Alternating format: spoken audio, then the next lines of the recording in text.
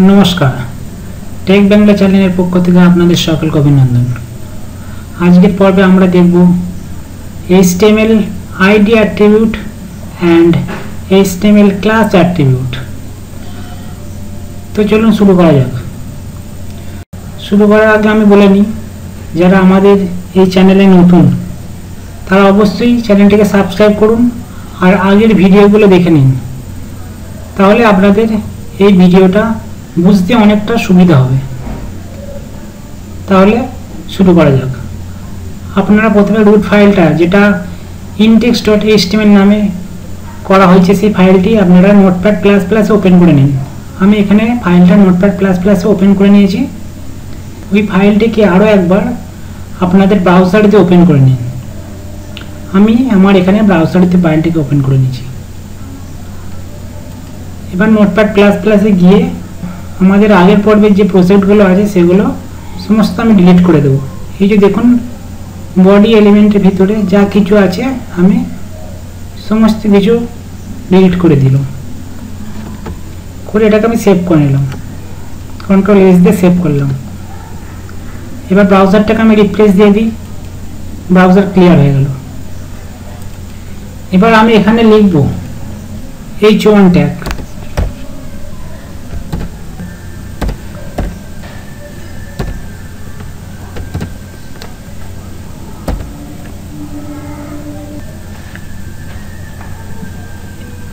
h1 ট্যাগটা আমি এখানে copy করে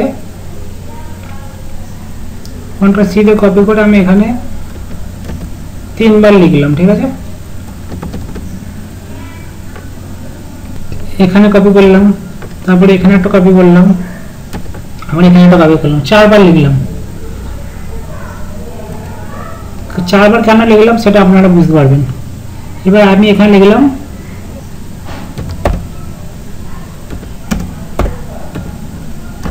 this is a heading,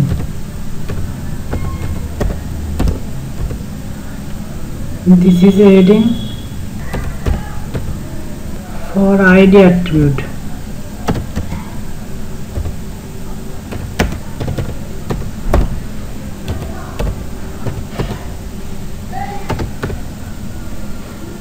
ID attribute, this is a heading for ID attribute। এই হেডিংটাকে আমি আবার কপি করে নিলাম। কপি করে আমি এখানে আবার এটাকে পেস্ট করে দিলাম। আমি এই লেখাটাকে এখানে 4টে দিয়ে কপি করে দিলাম। ঠিক আছে, এবার দেখুন, আমরা এখানে আইডি অ্যাট্রিবিউট যেহেতু শিখব, আইডি অ্যাট্রিবিউটটা কি। আমরা যখন HTML ট্যাগ বা এলিমেন্ট, আমরা h1 এলিমেন্ট এর ভিতরে আমরা স্টাইল দেব। ধরুন আমি h1 এখানে স্টাইল দেব। আমি এখানে স্টাইল দিতে হলে আমাকে কি লিখতে হবে, স্টাইলটা দেবো। আমরা এখানে একটা ট্যাগ নেব, স্টাইল ট্যাগটা লেখার পর এখানে স্টাইলের ক্লোজিং ট্যাগ দেবো।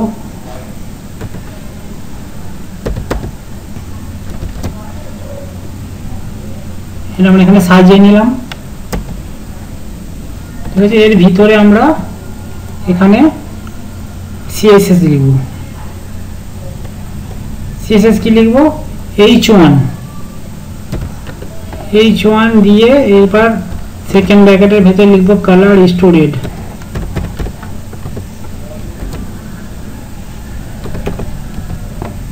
এবার সেকেন্ড ব্র্যাকেট ক্লোজ করে দেব। তার মানে এই যে এখানে আমরা CSSটা লিখলাম কালার স্টোরেড, এই লেখাগুলো লাল হয়ে যাবে। এবার এটা কন্ট্রোল এস দিয়ে আমি যদি সেভ করি,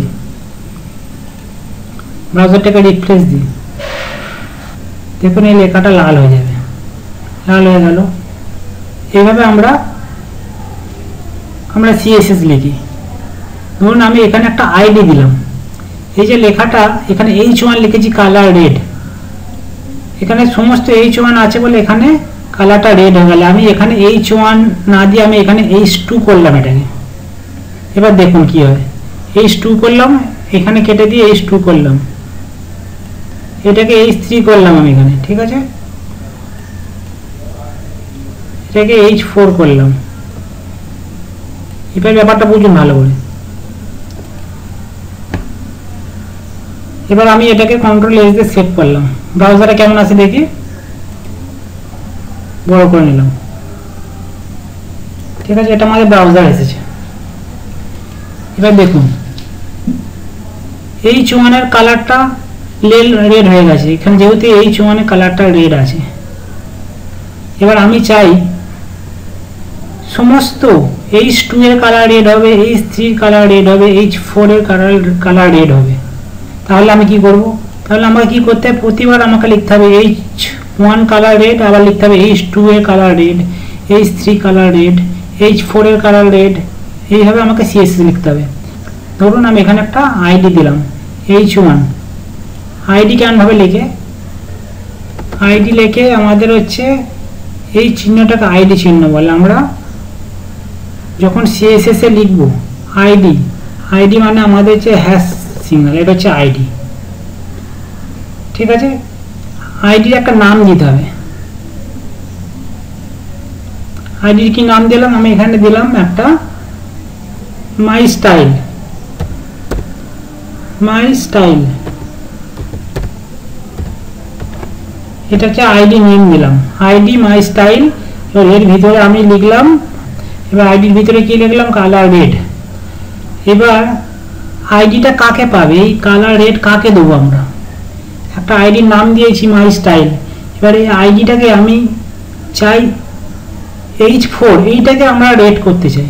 তাহলে এই নামটা আমি যাকে দেবো সে কিন্তু এই CSSটা পেয়ে যাবে, যে এই নামটা যাকে দেবো সেই CSSটা পেয়ে যাবে। দেখুন আমি H4 এতে আমি এখানে আইডিটা লিখে দিলাম। এখানে আমাদের লিখতে হবে H4, এর ভিতরে লিখতে হবে আইডি ইজ ইকুয়াল টু নামটা দিতে হবে my style.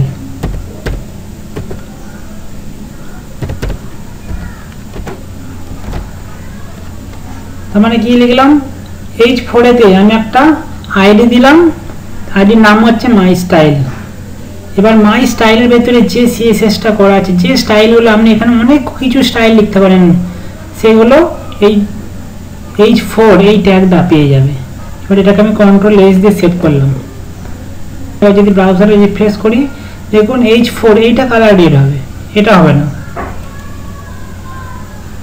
This is heading for ID, এই নিচের যে H4 হেডিংটা সেটা হচ্ছে কালারটা পেয়েছে। ঠিক আছে, এবার যদি আমি এই আইডিটা এখান থেকে কপি করে এই আইডি স্টাইলটা আমি এই যে এখানে কপি করলাম, এটাকে আইডিটাকে কপি করলাম, কপি করে আমি যদি H1 এ বসাই, দেখুন কি হয়, একই আইডি, এই আইডিটার নাম হচ্ছে মাই স্টাইল, এখানে একটা আইডি দিচ্ছি সেটার নাম স্টাইল। এবার এটাকে আমি কন্ট্রোল এস দিয়ে সেভ করে আমি ব্রাউজারটাকে যদি রিফ্রেশ করি, এটাও কিন্তু লাল হয়ে যাবে। এই যে H1 এই ট্যাগটা, এটাও লাল হয়ে যাবে, আর এটাও হয়ে গেল, কেননা আমরা আইডি এখানেও দিয়েছি, এখানেও দিয়েছি।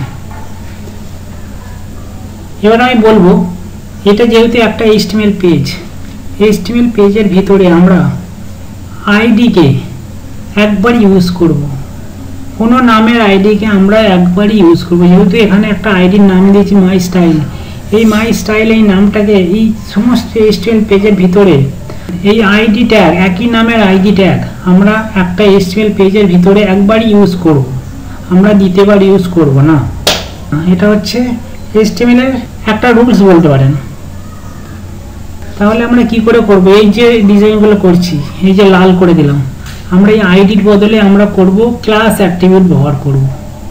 এই ক্লাস অ্যাট্রিবিউট আমরা কিভাবে লিখি, আমরা স্টাইলের ভেতরেই, স্টাইল ট্যাগের ভেতরে আমরা ডট দিয়ে ক্লাস লিখি। এখন ডট দিয়ে একটা ক্লাস নেম দিলাম, পুটকি মানে হচ্ছে ক্লাস, ক্লাসের একটা নাম দিয়ে আমি দিলাম হেড,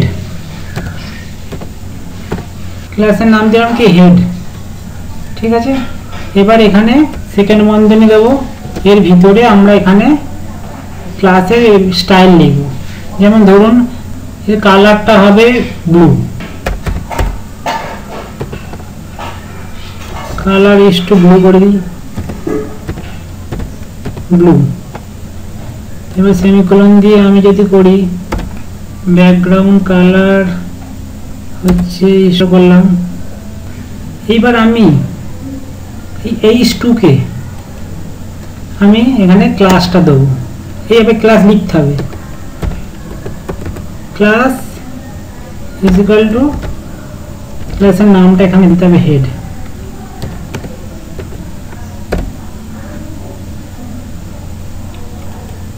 হেড দিয়েছি, এটা কন্ট্রোল এস দিয়ে সেভ করুন। দেখুন H2 এলিমেন্টের ভিতরে আমি একটা ক্লাস দিয়েছি, সেই ক্লাসের নাম হচ্ছে হেড। এবার হেডের আমি কি স্টাইল করেছি, ক্লাস এই যে এগুলো হেডের স্টাইল করেছি, তাহলে এই H2টা হেডের ভেতরে যে স্টাইলগুলো করেছি সেই স্টাইলটা পাবে। আমি সেভ করেছি। এবার ব্রাউজারে গিয়ে আমি এটা রিফ্রেশ করলে দেখুন এটা ব্লু হয়ে যাবে এবং ব্যাকগ্রাউন্ড কালারটা ইয়েলো হবে। দেখুন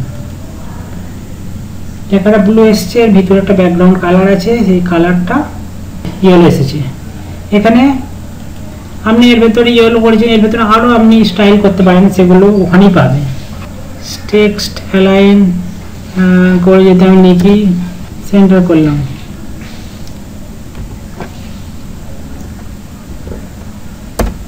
সেন্টার, তাহলে কি হবে কন্ট্রোল এস দিয়ে যদি আমি সেভ করি, এই লেখাটা মাঝখানে চলে আসছে পুরো। দেখুন লেখাটা মাঝখানে চলে এলো। এবার এই ক্লাসটা এখানে যেখানে আইডি ক্লাস আছে, এই আইডিটাকে তুলে দিয়ে ক্লাসটা এখানে দিয়ে দিন। এখানে ক্লাস দিয়ে দিন, আপনি এখানে ক্লাস দিতে পারেন, এই আইডিটাকে তুলে দিয়ে। আচ্ছা প্রথমে H1 এ আইডিটা থাক, এখানে একটা ক্লাস দিতে পারেন, এই ক্লাসটা একই ক্লাস, তার মানে H2 H3 এবং H4 এই ক্লাসগুলোর স্টাইল একই, কেননা এই ক্লাসগুলোর নাম হচ্ছে হেড। কেন হেডের আমরা যে স্টাইলটা দিচ্ছি এরা তিনজনে একই পাবে, আর আইডির যে স্টাইলটা দিচ্ছি মাই স্টাইল, সেটাও আইডি পাবে কালার রেড। চলুন দেখা যাবে। এটাকে সেভ করে আমি ব্রাউজারে চলে যাই। সমস্ত এই তিনটে লেখা H2 H3 H4 এই এলিমেন্টগুলো একইভাবে স্টাইল পেয়েছে। আর প্রথমে H1টা এটা আইডি দিয়ে আছে, এটা অন্য একটা স্টাইল পেয়েছে। তাহলে আপনাদেরকে এটাই বোঝাতে চাইছি